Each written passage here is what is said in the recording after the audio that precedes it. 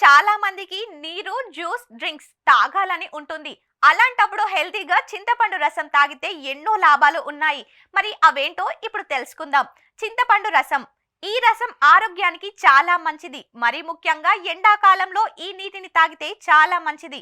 మన శరీరానికి ఎన్నో ప్రయోజనాలను అందిస్తాయి. అవన్నీ ఏంటో ఇప్పుడు తెలుసుకుందాం. ఎక్కువ శాతం నీటితో సరైన మన బాడీకి హైడ్రేట్ చాలా అవసరం.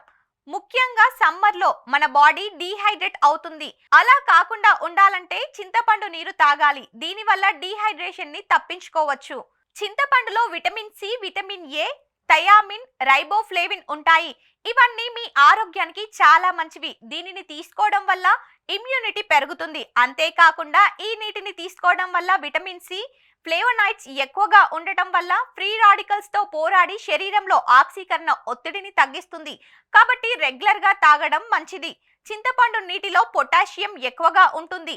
ఈ నీటిని రెగ్యులర్ గా తాగితే రక్తపోటు కంట్రోల్ అవుతుంది. దీంతో పాటు చాలా సమస్యల్ని దూరం అవుతాయి. అంతేకాకుండా ఇందులోని ఇన్ఫ్లమేటరీ గుణాలు గౌట్ వంటి సమస్యలని దూరం చేస్తాయి.